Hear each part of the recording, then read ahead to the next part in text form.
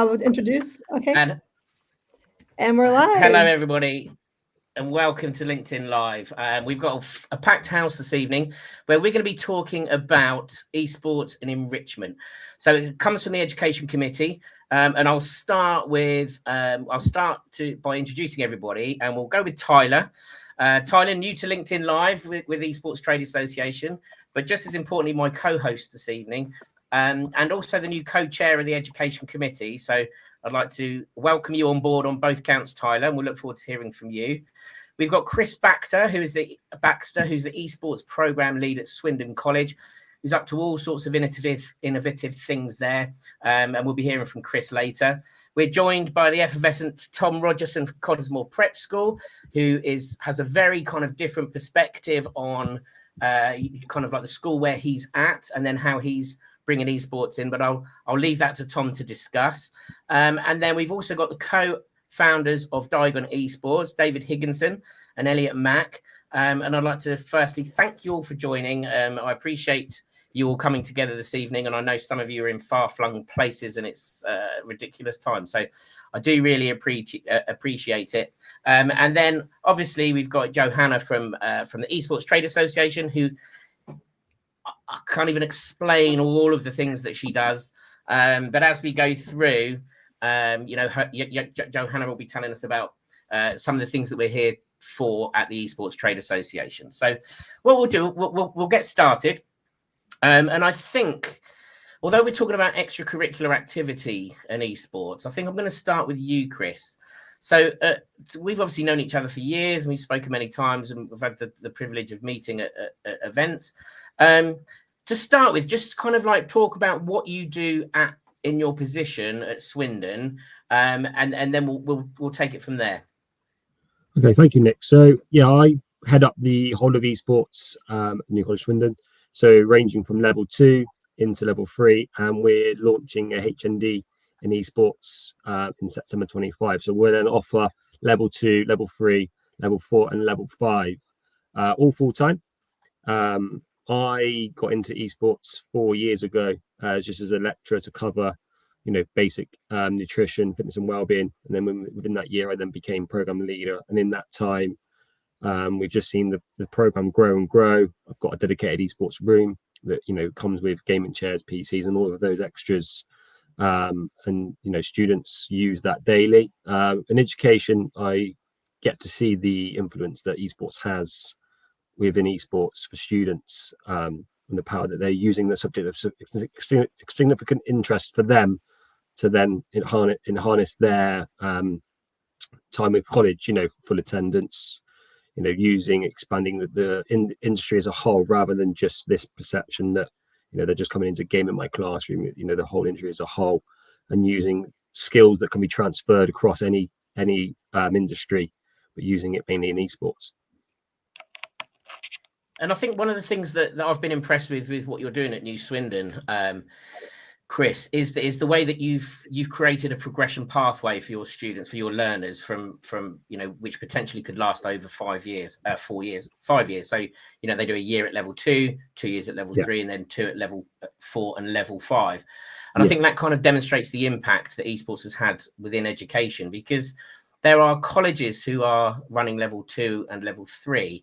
But you're one of the leaders to introduce that level, the HNC, HND qualification at the end of it. What was the main thinking behind that? The main thing was just to offer them the full length of the experience of esports. So straight from level 2, straight to level 5, keeping them here locally as well, because the benefit then it does provide for your own area locally. But it's just that experience, the consistency across the board. They're having the same experience at level 2, level 3. And hopefully wanting to stay and just, further enhance their knowledge within esports, and just providing them a safe space that we know gaming can provide for learners, and just keeping them engaged in esports and exploring the industry further in further detail, I guess, really. And I'm guessing kind of one of those kind of like additional benefits in terms of creating your own progression route and recruitment and things like that, is obviously to offer the things outside of the curriculum, outside of the studying and outside of the course and learning about esports. So what sort of things, what sort of enrichment opportunities are available at New Swindon College? So the biggest one for us, and we find this year on year, is British Esports Student Champs. So we run a tryouts in September, and we're looking at 50 on average over 3-4 days, where then we'll select, well, I'd say I don't select my current second years, we'll then select their teams in Rocket League, Overwatch, Valorant, predominantly Valorant and Rocket League. I think last 2 years, we've had 4 teams compete every Wednesday, and in a room, they're in there from 2:15 in the afternoon till 5:30. Games don't start till 4, so they're in their teams, in their pods, headsets on. The typical view that you would see of a competition in the afternoon. It's just those togetherness and teamwork that they're getting. We also have Digital Schoolhouse, so that many of those that don't know what Digital Schoolhouse is, we compete in that. Again, that offers a different kind of esports avenue. You're looking at maybe Smash Bros, Splatoon, people that's not into keyboard and mouse, for example, and we're offering that opportunity. And that that's a regional event, so we have to go out and travel. So the last few years we've been to where the BAFTAs have held. We've been to London a few times. And again, it's something simple as taking the tube into London. Some students have never had that opportunity before, so providing with those kind of opportunities and things that they'd have to do if they were traveling in to go and do jobs. And then we just offer it as enrichment. So if there's classrooms empty or if we've got some break time, often I get students from across college coming up and popping their head in, like, wow, can we come in and use it? And if we get some free time, allowing them to come in and just use that. And we get friends of students coming in during their break time, and it's not really an enrichment opportunity, but it allows them that chance to engage in esports, even though they might be on engineering, plumbing, construction, health and social care, public services. Yeah, no, again, it kind of like it shows that community that we enjoy within esports. Now, you could be honest here, Chris. Is the sessions, is the Wednesday afternoon student champs, is that the most excited the students are? Is that their favorite part of the week, the enrichment opportunities? Yeah, I think so. It's that they can't wait to get into the room on a Wednesday afternoon. I'm not saying they don't enjoy the course, they enjoy the wide range of stuff we offer, but I think it's that element, they're getting that competitive gaming in the afternoon that they really, really look for. And most of them will play at home competitively. I know quite a few of my Val team, they play together outside in the Premier within Val. So I would be inclined to say, yeah, that Wednesday afternoon from 2:30, it is absolute carnage, and they are the most excited. And and again, like Nick, you'll know about British Esports.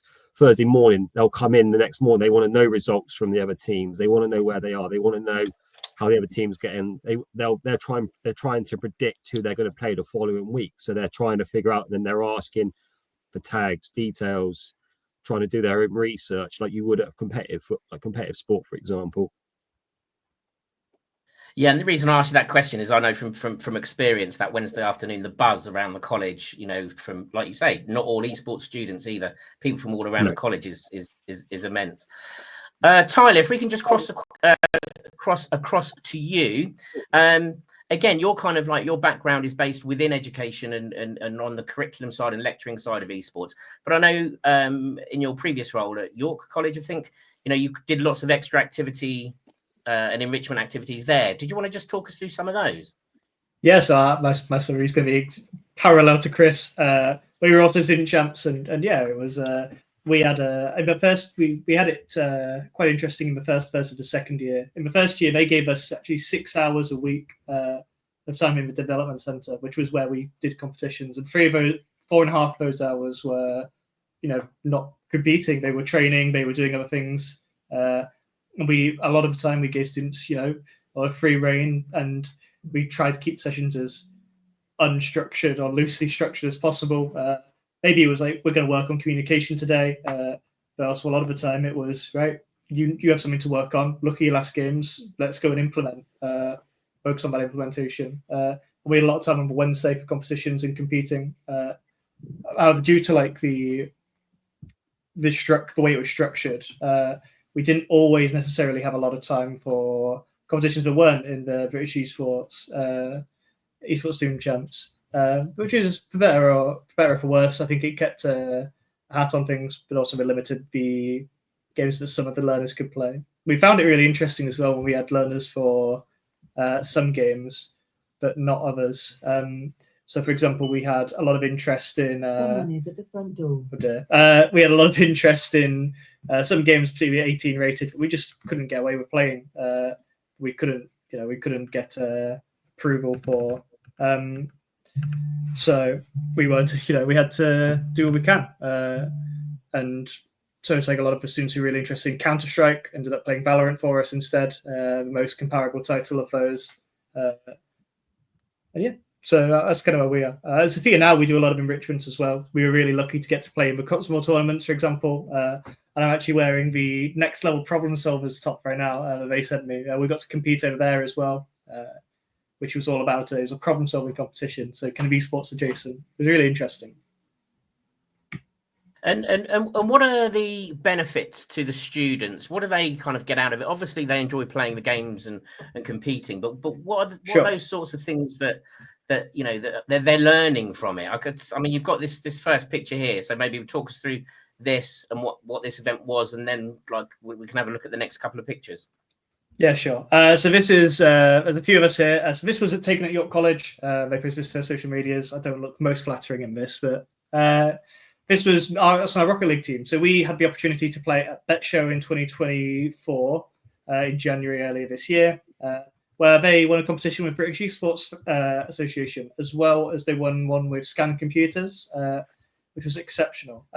So this was when Caleb Neal, who's the head of education for the British Esports, he came in to us to go and give us this trophy. That's Ken Merry on the right in the suit there, our principal, and the massive tall bloke behind him is one of my best friends, Joe Hopper, who now runs esports at York College, and he's doing exceptional things there. The students have a real benefit to it. So this was after the ability to win, and you see like a different side of some of these students sometimes. So the one next to the guy who one of the ginger ones is called Jacob, and he very much has this desire to go professional play, and winning those competitions, playing live in this atmosphere was a real learning opportunity for what it's like to actually have actual eyes on you whilst you're playing. And be broadcast, and it's a surreal experience, and they did really well for it. There's a lot of ideas of like self-confidence, resilience that gets built there, and they establish a lot of these traditional values that are really difficult to actually reinforce in just a classroom. A part of the idea of enrichment is these non-physical values of a person or attributes of them that it's definitely our duty to develop as educators, but sometimes it's a bit outside the scope of what we can actually do in a classroom. So opportunities like this are absolutely imperative to the development and overall success of the learners and the purpose of education, realistically. Yeah, and I think esports is I think we would all agree that esports is one of those vehicles that we can kind of like offer all of these additional things for our learners.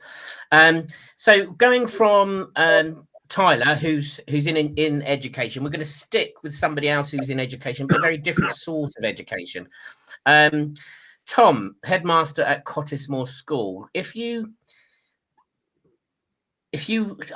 start by explaining the school, kind of like just talking to the audience about the school that you've got and how that works, and then we can see how you've kind of like started to look at esports and integrated it, into the wider enrichment of your students.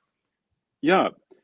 Hi, Nick. Hi, everybody. Thank you very much indeed for having me this evening. Or I think it's in Chicago time. It's like lunchtime, isn't it? My name's Tom Rogerson. I run a school called Cottesmore. And the esports journey is probably reasonably similar to some of the other schools on this chat. The reason why it's slightly different is because some people looking on would say that Cottesmore is a deeply traditional school. You get tie-wearing headmasters and wood panels, and it's a boarding school. It's a boarding prep school, and so it would seem to be a very traditional setting. So the story really isn't the fact that we're doing esports. It's the fact that we're doing esports in this paradigm, in this setting. And you've been down, Nick, and David's also been down. Elliot's been there, and Tyler, and so most of the crew have been. Chris, I hope you can come down, and Johanna, I hope you can come down soon. Actually, I'm going to speak about the girls' tournament shortly, and so hopefully you can all come down for that. So what we decided to do in many avenues is lead the way. And we don't have time to talk about the other things other than esports that we're doing, but we've done some quite hair-raising stuff, futuristic stuff. And we've been leading, if not even the country or even prep schools, some aspects. And so we are very, very interested in meeting the future halfway. And so we have this program called Cottesmore, and Cottesmore is our overarching digital innovation program. And so our esports community sits within Cottesmore. So that brand, the esports brand, is called Cottesmore. And so that's where we are. And we've innovated this year. We host the world's first prep school aged girls and boys championship, esports championship down at Cottesmore, and it was brilliantly organised by David and Elliot and Adagat, who's not with us, but he's probably in Malta or something. But it was really, really super, and we could talk about that, just that for an hour, because it was just so full of agency and full of it's full of spirit and noise. Actually, I was really surprised. It's the first one we've hosted at Cottesmore, and the level of noise was extraordinary. You thought they would need to concentrate because it's all dark. Esports always has to be dark and dingy and sort of in a basement, but it doesn't have to be like that. It can be very noisy and not in a basement, and it can be anywhere you want, frankly. Here's a photo of it. So this is our great hall. I don't know if people can see this as I'm talking, Nick. Can people see this as I'm talking? Yeah. So that's the whole story of Cottesmore is this juxtaposition between building a bridge between the old and the new and reaching out. Does that answer the question? Where have we gone? So we had this tournament in the summer, and it was a massive success. And a school called Homewood House were very, very much the outright winners. They had an extraordinary character who won everything. And I think actually Cottesmore won the other one or came second. Well, that was rather good. And then this term we've had an online thing, and DAIGON, who is as I say David Higginson and Elliot Mack and Adam Gatt, yet again they organised the most beautiful tournament for us, and it was online. I had slightly less to do with that because I'm a bit more IRL. I'm a bit more of an in real life person, and so I was sort of almost handing over my esports livelihood to those guys, and they really were very fantastic. So I'd thoroughly recommend that route. And that was brilliant. A school called Ludgrove won that, and a school called Theodore Hurls in South Africa won the other side of it. So it was a truly international affair. And that was another massive sort of benefit to this, is that we're very in real life at Cottesmore, but this online thing, we forewent the in real life bit, and so, but we gained a level of internationalism. That's a guy from Yateley Manor in that picture. They had an esports kit, which was very snazzy. But it was a truly international affair, this online thing, and I would recommend that massively. And I'd choose a time. We didn't quite get the time where we could grab the people from across the pond, did we, Elliot? But we decided that Elliot was connected. David, they're connected to the Saudi Arabia, and they're connected to the schools in the Middle East, and so we'd hit that first. So maybe, I don't know, maybe next time round online. We'll do it in the evening, and then the American schools can get involved instead. If now that we're all connected on this talk, that perhaps we can get the American schools involved. Does any of that answer the questions you asked, Nick? Yeah, it does. And I think, you know, obviously I was lucky enough to be there and kind of like supported the event with various different things. And it was truly a success. You know, your school is amazing. You know, your facilities, the building. I don't think I will ever, unless I come back, go to an esports event that's housed in such a beautiful building. And, you know, like very simply, you know, because prior to the event, we talked about how you might things that you're going to need, you know, and we managed to create that environment that was very e-sporty, but had that traditional kind of like feel to it. And I think post event, what was really exciting for me, you know, in kind of like in my role with like Yo-Yo Tech in particular, was the amount of contacts that I've had from the schools that were at the event, kind of like who are now looking to explore esports and are looking to maybe set up their own facilities. And certainly, you know, like you say, from the follow-up on events that you've done and the online events that you've done, how keen they were to get involved. You know, and I think it opened up a whole new kind of like area, if you like, of the kind of schools that, you know, that Cottesmore is. And I think at this point, it's only fair to go over to Elliot and David, and I'll kind of let you fight out and battle out your own answers. But obviously, kind of like it was my introduction to DAIGON Esports when I was at the event. I was aware of you guys beforehand, but it's the first time I'd seen you in action. And for somebody, you know, or for any organization, any school who might want to do something like this and set up an event but have little or no experience, DAIGON Esports is that perfect fit.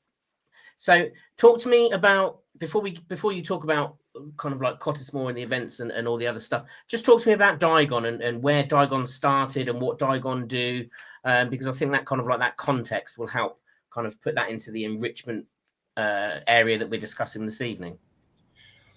For sure. I'll get started if that's okay. And thank you so much for the overly kind introduction, Nick. I think to get started, since we're talking about enrichment, I just want to point out something really important, is that without the teachers like Tyler that are super passionate and like Chris that are maybe not so passionate but willing to take a risk with their students, none of the enrichment happens, right? None of the events, the tournaments that we put on, the clubs, whatever, none of that actually comes to life. And it does take educators, and, you know, especially when, you know, they don't have that passion, right? Like Chris was talking about at the beginning of the talk, it does really take that extra effort to do this for the students and for their own benefits.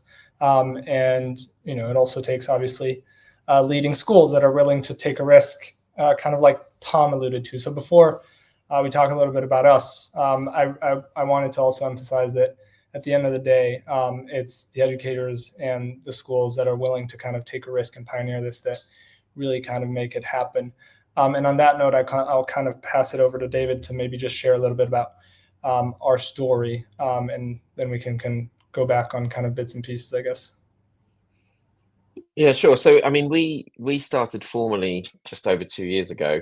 My background was within working with international schools, especially some UK independent schools as well, but around managing co-curricular programs. And whilst that was going on, Elliot and our other co-founder Eunice basically were international schools not at the same school and became friends through video games, which is obviously one of the initial, you know, benefits of this, right? Is that you can forge friendships that you would never forge. I think, Elliot, you were in Istanbul at the time and Eunice was in Copenhagen, and then obviously when you were at college as well in different countries.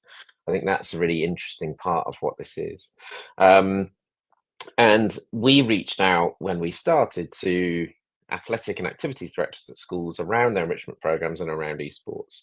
And what was interesting was mostly the reaction was, we want to do something with this, but we don't know where to get started. We want to give it structure. You know, we want to take it away from something that students do either in the corner of, you know, a common room or a corridor.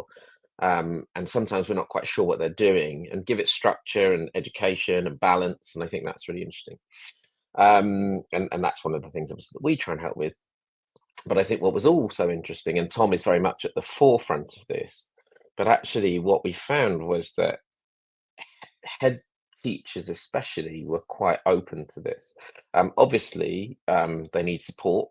Tom has support, I'm sure what Mum is saying, from Steve in his team and many others at Cottesmore. They need support to help implement it.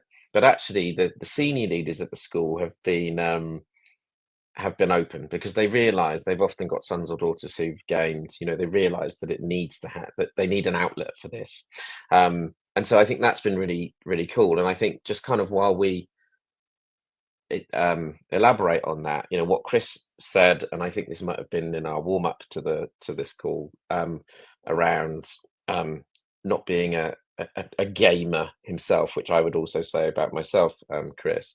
I'm a casual gamer at most, but actually, inclusion is such a big thing with this. You get students who've never had the chance to represent their school, to wear their jersey, and they get to do that, and they get to be championed. They get to, go up in assemblies and get that kudos and round of applause, which is a huge thing.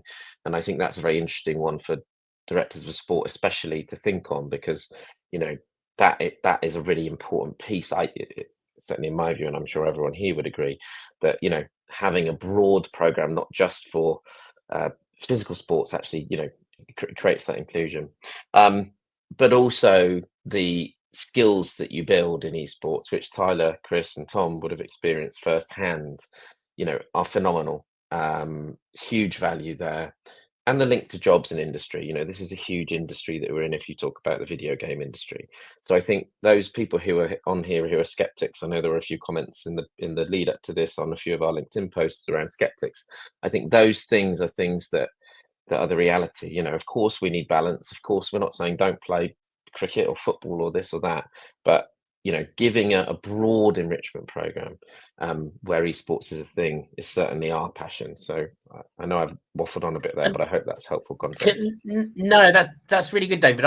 It's a perfect moment for me to chip in, because when you talked about to skeptics and it being offered as an enrichment, something that we've noticed, in what we do, certainly over the last year, and particularly with independent schools, is they've worked out that they have, they've got some amazing facilities like traditional sports, and they've got cricket pitches and rugby pitches, football pitches, hockey pitches, golf courses, all of these amazing things. But they've still got a cohort of, say, 25% of learners who don't want to engage and don't want to be kind of like taking part in those physical sports. And I think that's probably always been the case, maybe.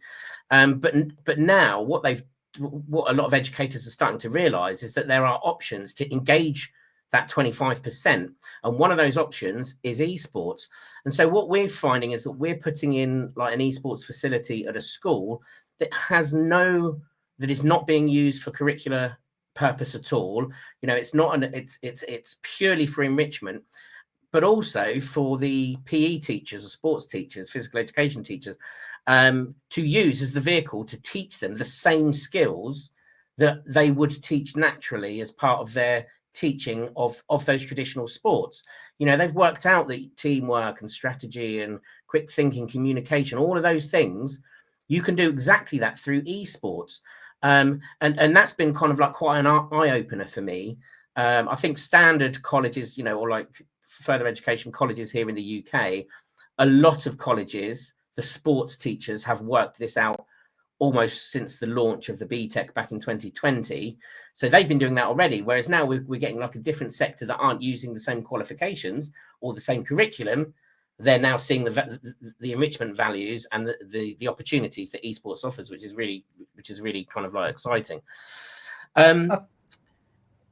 I think, Nick, with that as well, it's really one of the big challenges for me, I don't know what you think, is just getting the employers involved, getting employers to like see and understand and appreciate, acknowledge it.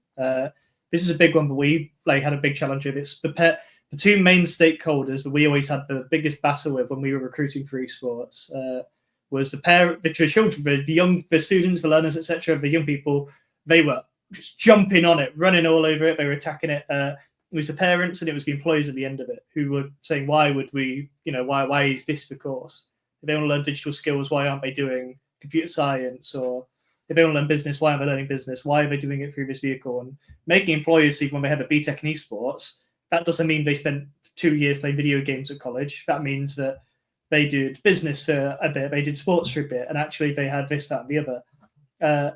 And equally then educating the students on how to communicate those things, how to deal with interviews, and all these things actually are built into curriculums that are actually the purpose of enrichment to really help with these vicarious skills.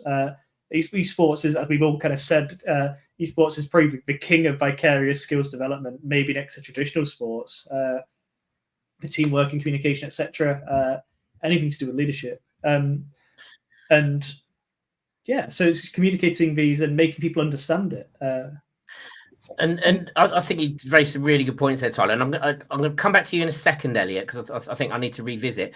But I just, based on this, what we've just been talking about, I'm going to come to you, Chris, because I know recently you've organised like an industry week, or you've got an industry week planned.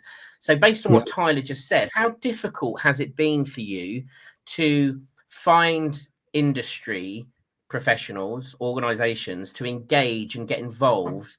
With your event, because obviously, like, I believe it's a week-long event. So a week-long event, there's quite a lot of gaps to fill.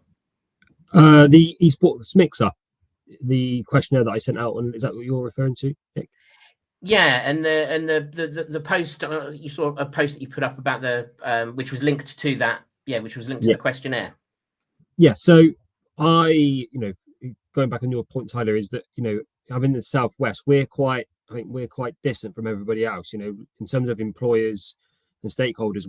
There's no one really. The only one that we have locally is Raven, who, sponsor us and, provide us with kit.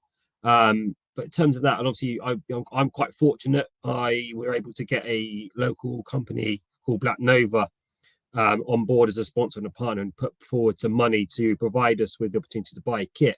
But really, aside from that, it's not, I'm struggling, and hence why I wanted to get an esports mixer for the Southwest. I want to get everybody, like-minded people, into a room, people like yourself, Nick, Yo-Yo Tech, Fraser, whoever else who can come along to the event, and get us all into a room and basically build a community where I can lean on maybe somebody, someone else can lean on, like someone from Cirencester could come along, and, who are just brand new, Trowbridge as well, and come along and use connections like Leo Tech, Fraser, and all of those other people that are in and have been in the industry for a while and have real good network, to try and build this Southwest community, that we have those opportunities to get stakeholders on board and further enhance our development, because we have all of our curriculum and we have all of our enrichment, and we have our units that we have to cover. But how do I know that that's current trends right now within the esports industry? How do I know that? The only way I'm going to know what's right and what I should be covering, or what I should be linking it to, is into people in the industry. And unfortunately, we don't have that in the Southwest. If you think about British esports, the hubs up north, most things are up north, very towards London. So here in the Southwest, myself, Trowbridge, Siren, Swansea, South Devon, South Gloucestershire, we don't really have anyone really aside from ourselves. So trying to build this network, I think, is a great idea, and I think it's a thing we should be doing more often to get businesses involved in esports, and open their eyes to how beneficial esports is, and how those skills are transferable no matter what business they're involved in. Yeah, and I think you're doing a really cracking job down at New Swindon, Chris, like on that basis. And I kind of, like, where I was head of esports at QMC, we're only half an hour outside of London, and even we were struggling, and we got big organisations on our doorstep. We managed to get kind of like a couple of them involved, but there were still some that weren't that interested. Before I come to you, Elliot, and I promise I'm coming to you right now. If you're listening, like we said, I can't remember who it was mentioned about some skeptics that we had about esports and enrichment and education. If you're watching, and you are one of those skeptics, please drop a comment into the chat so that we can answer it. We're here to kind of bust myths and encourage people to join the community that we love so much. But at the same time, we're open to, we want to hear these things. So, please do comment, and then we can pick up those and put those questions. But just to come back to you now, Elliot, you were going to chip in.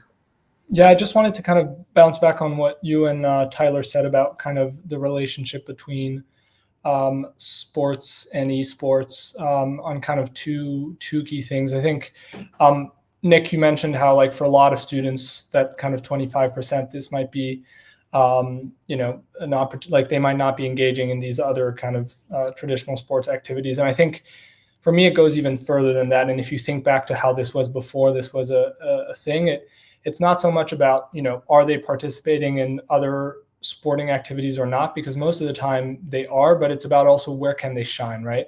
So where they might be on the bench, where they might be, you know, just not kind of at ease or in their kind of like prime space to really feel comfortable and feel like they belong and feel like they shine and feel like it's their place to, you know, really just kind of shine at school.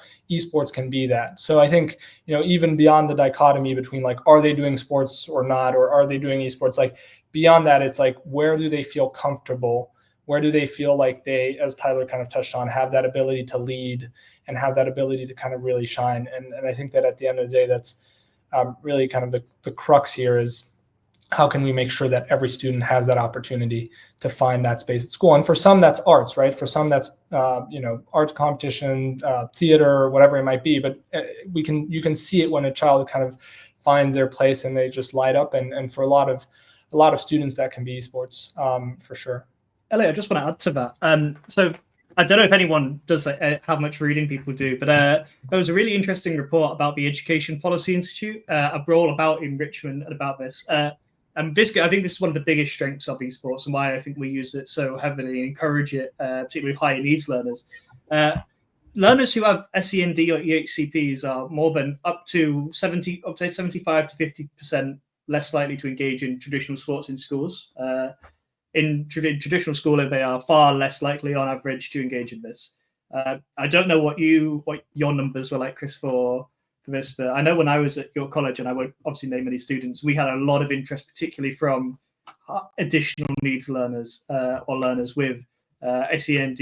I think at one point, including all needs, I think we had 50-60% of our learners who were engaged in our development centre enrichment activities were higher needs pupils. And so this was a really amazing way for us to actually engage them in ways where mainstream education and mainstream enrichment opportunities just can't, and provide those same transferable skills in a more accessible way. And I think that's such an important thing in preparing those people for the future. What do you think, mate? Yeah, I think you're spot on. And, you know, what we used to do at QMC was we used to, as our sort of like community outreach, we used to offer our arenas to local SEN schools. So they used to come in once a week for an hour or 2 hours. You know, from our perspective, it was amazing watching them come in because of the excitement. But also once they settled into the environment and got kind of like comfortable in the environment and the structure of the timetable of coming to visit us, you quickly saw how from day one, where it was kind of just sat on their machines and a little bit of this, 3 months later, they're all talking, they're playing in teams, the communication's there. And it was a completely different environment. You know, and then the same with the enrichment. We used to offer enrichment kind of like at lunchtime every day. And we had a very large percentage of SEN students that used to come and use the facilities and kind of like sometimes play different games, you know, but other times just play normal games. And we had, you know, we had one student who was on the autistic spectrum, but he was really, really good. And, you know, he went on and got into the team, like the first team, you know, and went on to win things, and kind of like his confidence that gave him and his self-esteem that went with that previously he never had. But esports gave him those things, and peer respect and kind of like all of those things that he never had in the classroom until suddenly everyone realized he was really good and they wanted him on their team. So yeah, it's, you know, it's an amazing, it's, you know, there are so many opportunities for like SEN learners, both in education, in the classroom, and on for enrichment. David, I don't think, did you want to just give us a quick overview on kind of like DAIGON Esports and what it actually does? Because I don't think we've really talked about it. And obviously you've kind of got that international reach as well. So, and I think there's probably people that are watching that would like to find out more. Yeah, sure. Thank you, Nick. Well, I guess there are two main arms to what we do. So we build competitions. So we work with associations, so international school associations, like COBIS, British Schools in the Middle East, ECIS, and also in the UK we work with ISA, and we're hoping to work with a few others.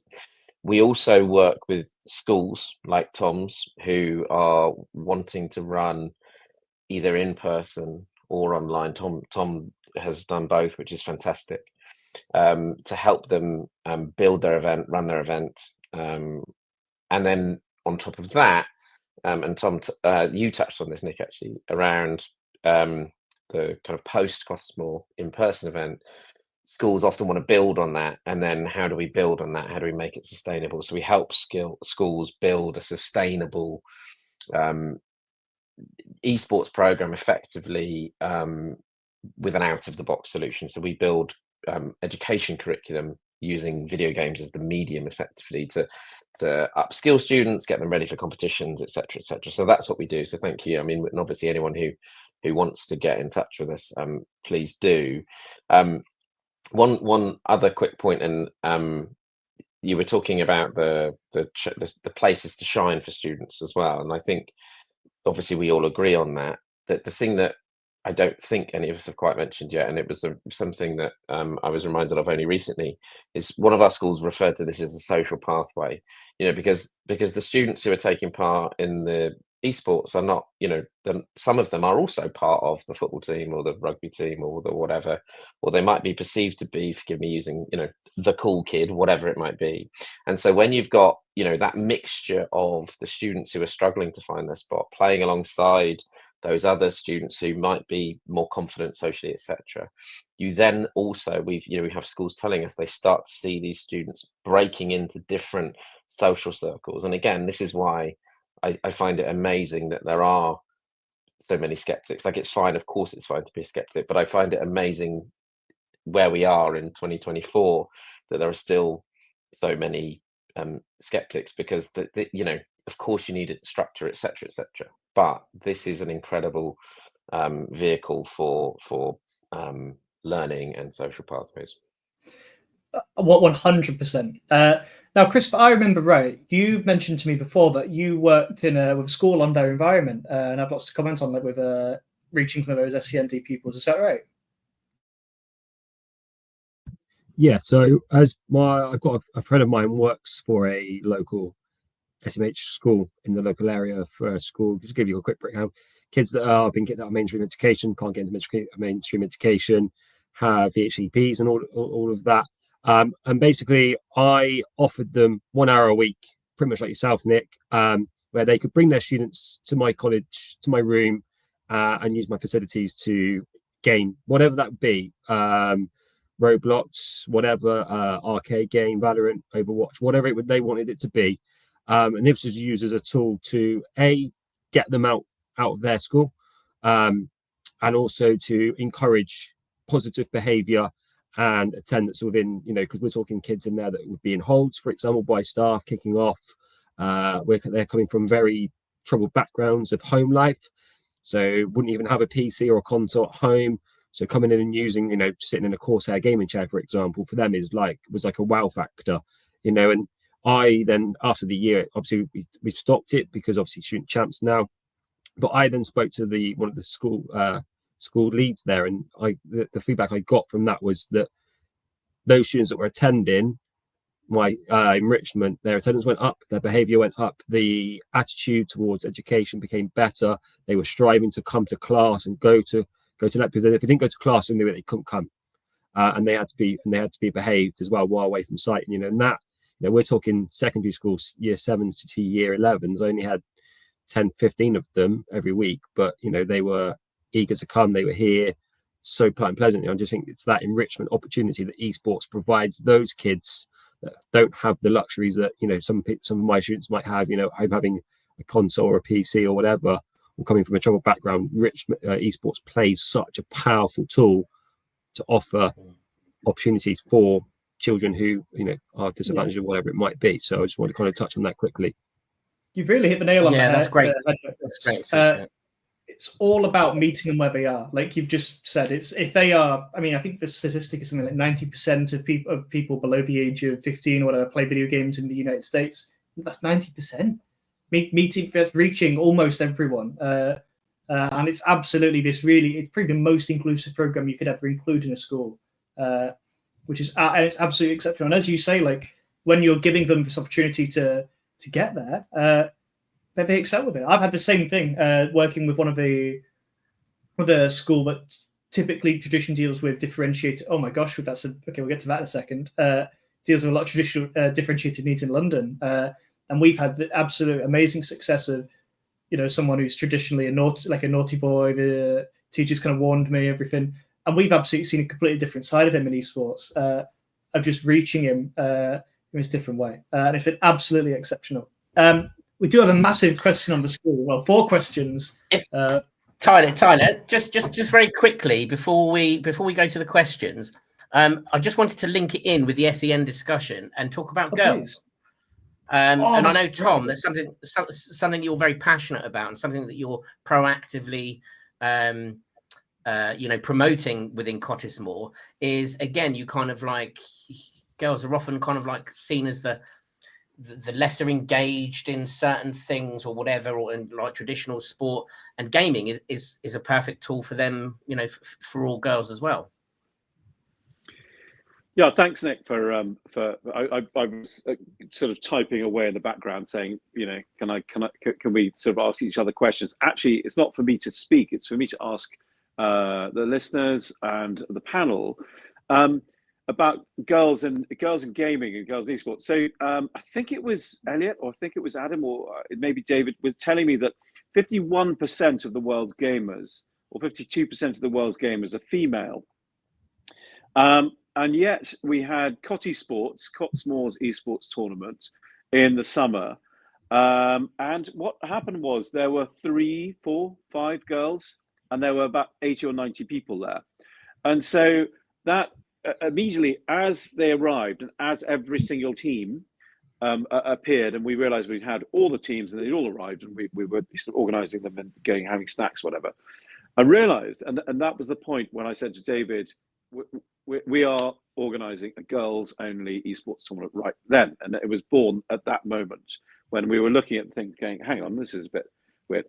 And so I'd love to ask everybody okay, so just before I ask the question, we found it quite the female population quite reticent to be proactive about being part of the team, and I don't want to sort of say the wrong thing for them. We're going to have a team. In fact, we're going to have 2 teams, I think, but it's been a lot more cajoling and a lot more encouragement needed for them to come together and to practice and to go and do things together. What seemed very, very driven and natural, I think you'll probably agree, David and Elliot, and Steve was part of this as well. And I'm just wondering,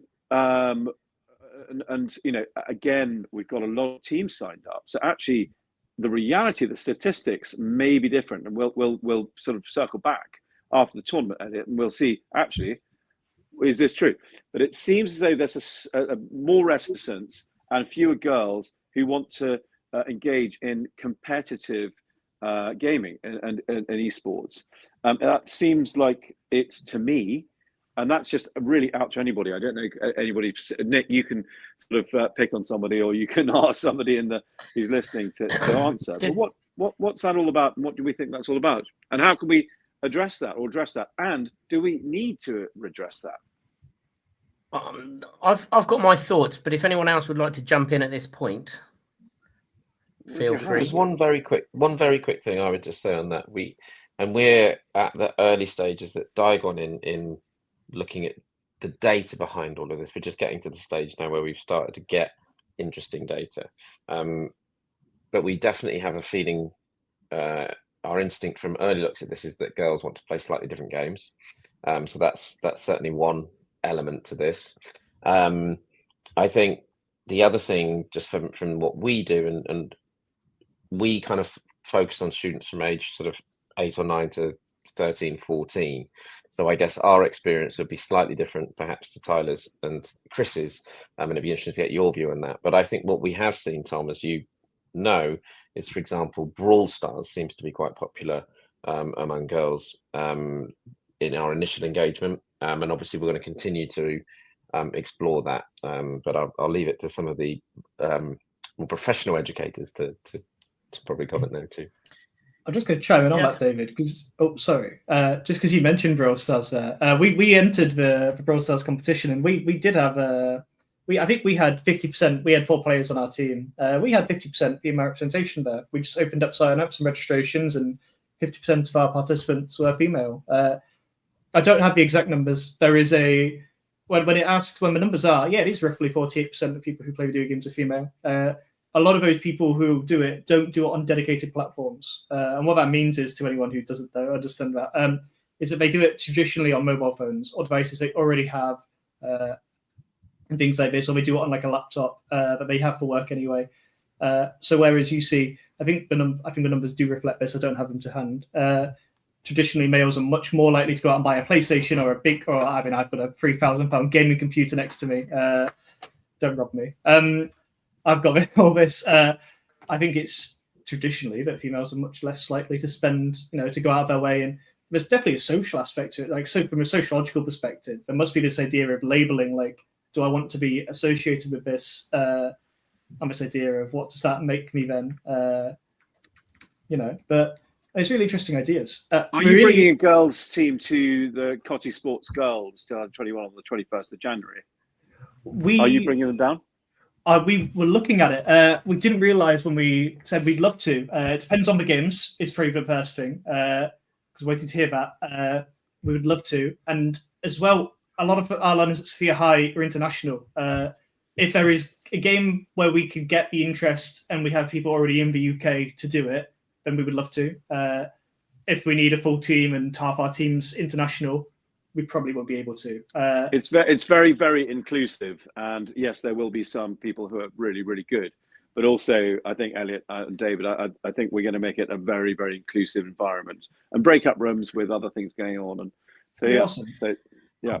I think going back to before we have a look at some questions, just on the girl situation. One thing that I've certainly noticed at college is girls like to play shooter games as much as boys. However, there's a reticence to get engaged with things like what you discussed, Tom, and also kind of like in that environment, even at college, although less so after a while.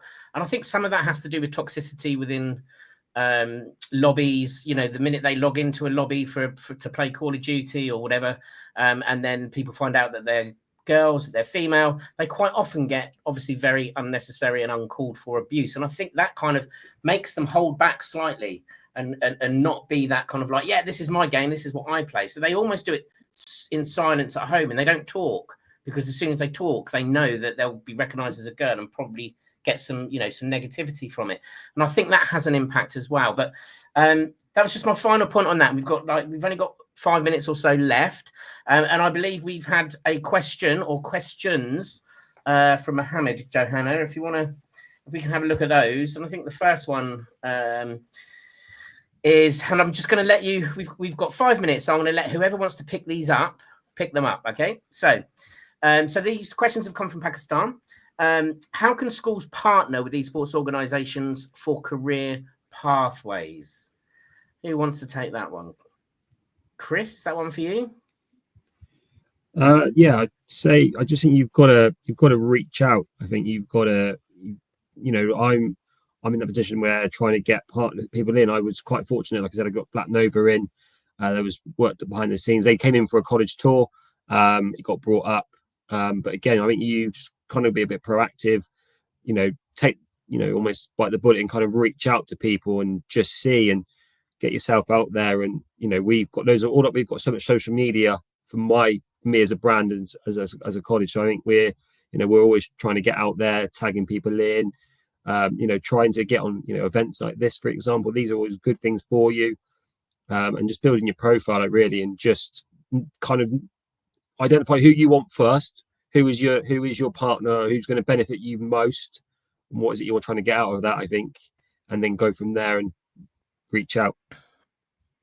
Okay, thanks, Chris. And I think probably you've almost answered the second question there. But another question is, what steps can we take to introduce esports education in countries like Pakistan, where it's still unexplored? Now, my kind of first thing would be to that, you need to demonstrate the advantages and demonstrate all of those good things. And that takes work. You can't expect people to just buy into something that they don't understand. So, you know, that you need to put in a lot of work. And then just looking at the time, because I've got a couple more questions. Elliot or David, how can partnerships with international esports organizations help develop esports education in Pakistan, do you think? Yeah, I think it's an interesting question. I think for sure reaching out to organizations like, and it depends at what level we're looking. I think a big caveat to this is where. Are you talking about universities? Are you talking about sixth form colleges? Are you talking about primary? Are you talking private schools? Are you talking public schools? Like, there's not a kind of one blanket answer for any of these. If you're looking at universities, it's going to be very different than if you're looking at primary school, right? So I think the first thing is, where do you want to go? And based on that, who is it best to reach out to? I'd say, especially if you're looking at public education, looking at what's done at the Esports Federation level within the country. If nothing's being done, then maybe that's a good place to start. Starting a federation for the country will help bring that in. Looking to partner, and I'm sure that British Esports and other public federations would be happy to kind of help assist in that process. So I think it kind of depends on what level you're looking at, and I wish I had a kind of better one-size-fits-all answer, but it really does depend kind of at what level you're looking at and what entry point you're looking at. It does really vary. Okay. Can I just say one quick thing on the careers piece, Nick? Is that okay? Yeah. We need to be quick because So I think this is Hannah. Yeah. So just very, very quickly, going back to the careers thing. So what I was told by a principal at a leading British school in the Middle East that Abu Dhabi basically built a flood. A test flood city. They started that in Minecraft. They built the original city in Minecraft before they then built a test city in the desert to test because they have problems with flooding there. An amazing use of this. And also one of the leading aerospace companies, and I forget which one, but they actually look to students who participate in esports. And I think, Chris, the skills tracking piece is really important here because they actually really prefer to have students with esports and video game skills as part of their cohort of graduates because they understand that these students have these amazing skills. And I think, again, for those people who are skeptical out there, those are two huge reasons why this is so valid and important. Excellent, David. Now, finally, we've saved the best till last. To represent esports, the Esports Trade Association, Johanna, you've got lots of things to tell us and exciting things before we finish. Well, okay, I just went ahead and put the our join link on the page here. So we are the Esports Trade Association. So we are a business membership organization that promotes the business of esports and the esports ecosystem, including education. So, we have networking events, we have the LinkedIn Lives, and we have our annual conference with some exciting announcements coming at the beginning of the 2025. So please join us, please reach out. And in any country, we also have chapters that are represented in mostly in the States, but we're looking to expand, of course, into other countries. So connect with us and get linked in. Brilliant. And if anybody wants to join the education committee, please get in touch. We're always looking for new members. But we've managed to get right up to the top of the hour. So it just leaves me to finish off with a massive thank you to the panel. I've had a great discussion. I think we've all learned loads of different things. So a huge thank you to my co-host and co-chair of the education committee here at ESTA, Tyler. Chris, esports program leader at New Swindon College, Tom Rogerson, headmaster of Cottesmore School, and then the two of the three co-founders of DAIGON Esports, David Higginson and Elliot Mack. Thank you so much for joining me, and I'll look forward to speaking to you all soon. Great discussion. Thank you, Nick. Everybody. Appreciate it. Thanks, everyone. Thanks, everyone. Thank you, everybody. Right.